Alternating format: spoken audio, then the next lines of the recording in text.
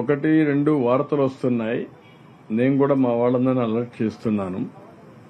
మీకు concrete information ఉంటే పలాంది ఇక్కడ జరిగిందంటే డెఫినెట్ గా ఫర్మ్ గా తాట తీస్తాం. వాళ్ళని ఏ విధంగా ట్రీట్ చేయాలో ఆ విధంగా ట్రీట్ చేస్తాం. దీనికంటే ద్రోహం ఇంకోటి లేదు. ఎవరైనా సరే అలాంటి బ్యాచ్ ఉంటే మాత్రం జాగ్రత్తగా ఉండండి. కబద్దారి హెచ్చరిస్తున్నా. ఇది నాకు ఒక అనుమానం కూడా ఉంది.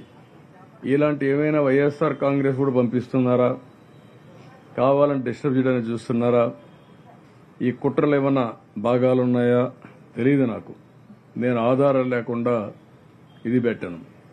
ఈరోజు మనం చూస్తున్నాం, మొన్న వచ్చిన బోట్లు పవర్ఫుల్ బోట్స్. అవి మామూలుగా వుడన్ బోట్స్ కాదు, అవి ఐరన్ బోట్స్.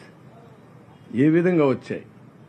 ఆ విధంగా వచ్చిన బోట్లు కరెక్ట్ గా ఇన్ బిట్వీన్ ఆ వెయిట్స్ ఏవైతే ఉన్నాయో 2 గేట్ల మధ్యలో వచ్చినట్టు దాన్ని కొట్టాయి. అది కొట్టింది కాబట్టి అక్కడ కుంగిపోయింది. ఆ పవర్ఫుల్ కాలం కుంగిపోయింది. అదే గాని కాలం గాని కొట్టుంటే చాలా ప్రాజెక్ట్ కుంగిపోయే అవకాశం కూడా ఉంది. చెప్పలేం. చాలా పవర్ఫుల్ గా ఫ్లో వస్తుంది వాటర్. ఆ వాటర్ లో ఏది వచ్చినా మిగిలే పరిస్థితి ఉండదు. అలాంటిది బోట్లు వచ్చి కొట్టడంతో నేను చూశాను క్లియర్ గా ఆ సపోర్టింగ్ కాలం ఏదైతే తీసుకొస్తారో అది ఇరిగిపోయింది. దాన్ని ఇప్పుడు తీసాను. కౌంటర్ వెయిట్ మొత్తం ఇరిగిపోయే పరిస్థితికి వచ్చింది. ఇది ఏంటో నాకే అర్థం కాదు. చిత్ర విచిత్రాలు ఎక్కడి నుంచి వచ్చాయి? ఇవి ఎందుకు వచ్చాయి?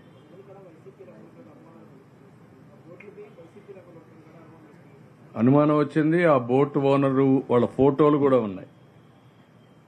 అవి కూడా ఉన్నాయి.